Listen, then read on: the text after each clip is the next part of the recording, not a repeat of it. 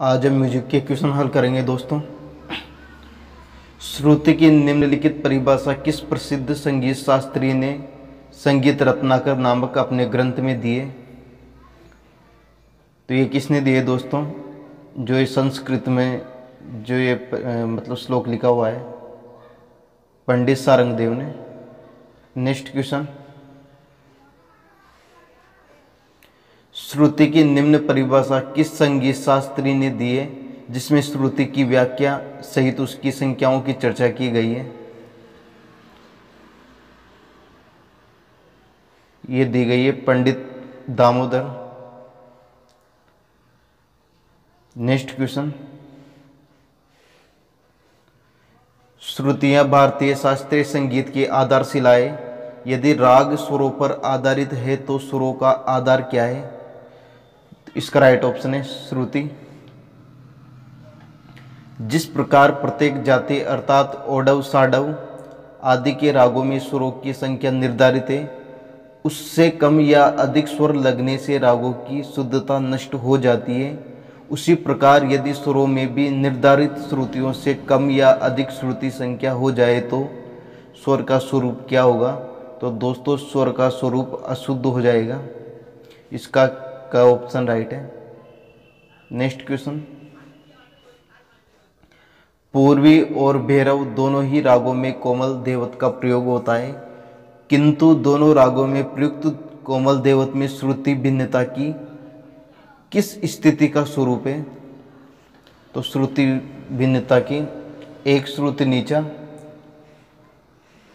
दो श्रुति ऊंचा, एक श्रुति ऊंचा, दो श्रुति नीचा। इसका राइट ऑप्शन है एक श्रुति ऊंचा। इसका ख ऑप्शन राइट है। नेक्स्ट क्वेश्चन, राग खमाज के आरोह अवरोह में प्रयुक्त होने वाले कोमल निषाद के स्वरूप परस्पर भिन्न हैं।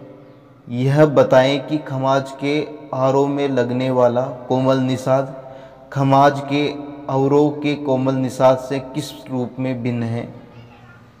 एक श्रुति नीचा, एक श्रुति ऊंचा, दो श्रुति नीचा या दो श्रुति ऊंचा। इसका राइट ऑप्शन है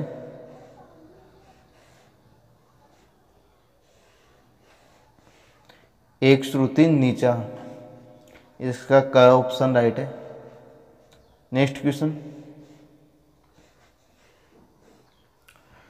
पूर्व प्राचीन, उत्तर प्राचीन एवं मध्यकालीन संगीत ग्रंथकार अपने सुरों की स्थापना अंतिम श्रुति पर करते थे, तो आधुनिक संगीतकार अपने सुरों की स्थापना किस श्रुति पर करते थे दोस्तों?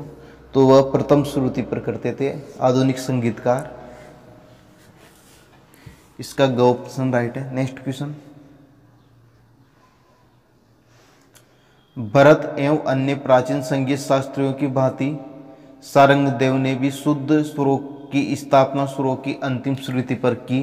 इस आधार पर उसका स अच्युत चौथी श्रुति पर, रे सातवीं श्रुति पर, ग नवीं श्रुति पर और मध्यम 13वीं श्रुति पर। तो पंचम किस श्रुति पर होगा? तो पंचम 17वीं श्रुति पर होगा। इसका घ ऑप्शन राइट है। नेक्स्ट क्वेश्चन, संगीत रत्नाकर के अनुसार ध 20वीं श्रुति पर निर्धारित है तो नी किस श्रुति पर स्थित होगा? तो नी 22वीं श्रुति पर स्थित होगा। इसका ऑप्शन राइट है। Next question,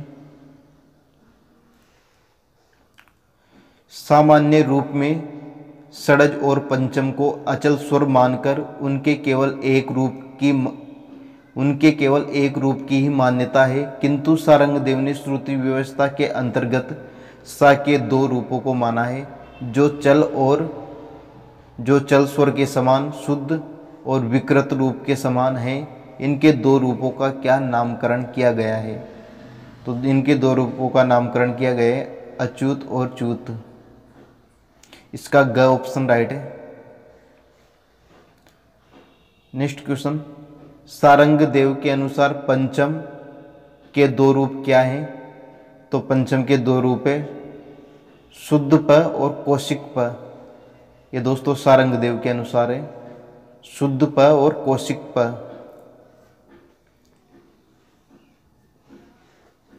next question,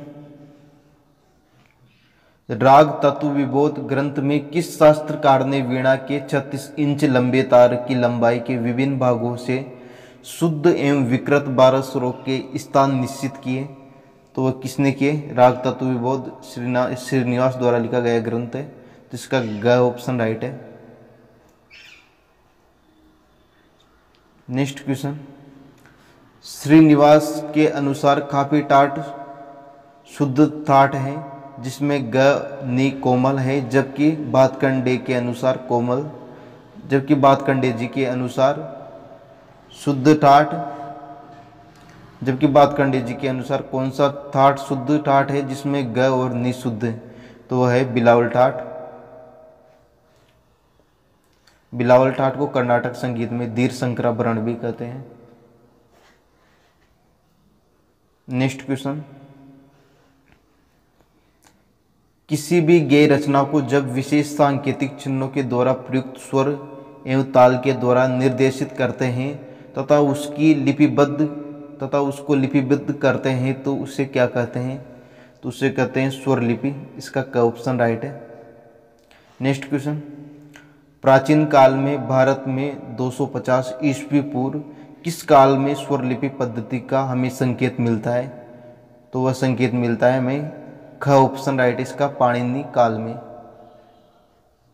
next question,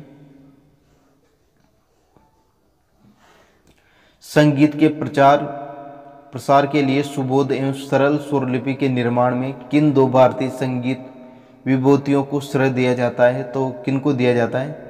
पंडित विष्णु नारायण भातखंडे और पंडित विष्णु दिगंबर पलुस्कर जी को। इसका क और ख ऑप्शन राइट है। नेक्स्ट क्वेश्चन, वह कौन सा ग्रंथ है जिसमें 6 भागों में प्रकाशित कर उसमें कई हजार रागों की स्वरलिपियां पंडित विष्णु नारायण भातखंडे ने प्रकाशित करवाई है? तो वह है क्रमिक पुस्तक मालिका, जो 6 भागों में प्रकाशित है दोस्तों।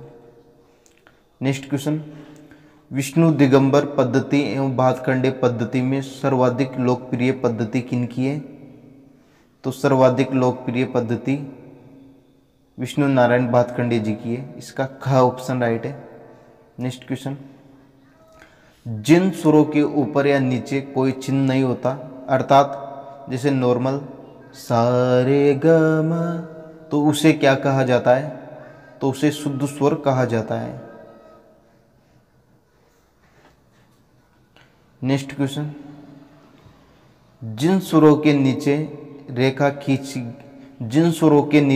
खींची गई है जैसे रेगा धनी, उन्हें क्या कहते हैं? तो उन्हें कोमल स्वर कहते हैं। इसका ग ऑप्शन राइट है। नेक्स्ट क्वेश्चन,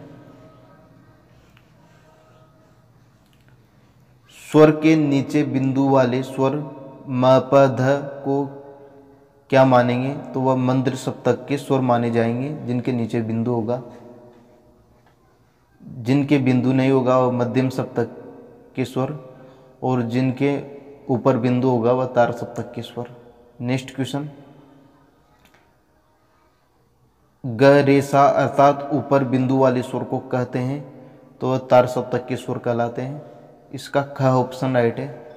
नेक्स्ट क्वेश्चन, गाने के जिस शब्द के आगे एस या डैश चिन्ह हो उसे क्या कहते हैं? उसको अवग्रह कहते हैं दोस्तों। इसका ग ऑप्शन राइट है। नेक्स्ट क्वेश्चन,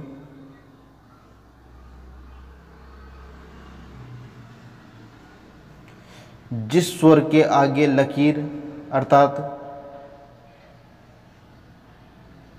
इस तरह के डैश होते हैं पढ़ी वह किसका घोतक होता है? तो वह मात्राओं का, जितनी लकीर होगी उतनी मात्रा बढ़ जाएगी। इसका ख ऑप्शन राइट है। नेक्स्ट क्वेश्चन, भातखंडे प्रणाली में स्वर के ऊपर खड़ी लकीर म तीव्र स्वर कहा जाता है, तो विष्णु दिगंबर पद्धति में इसे क्या कहते हैं? तो इसे तार सप्तक का स्वर कहते हैं। भातखंडे में तीव्र स्वर यानी मध्यम स्वर, और विष्णु दिगंबर पद्धति में तार सप्तक का स्वर, तार स्वर। थैंक यू दोस्तों, आज के लिए इतना ही। अगर आपको ये वीडियो पसंद आए तो लाइक कीजिए, शेयर कीजिए और सब्सक्राइब कीजिए। Thank you.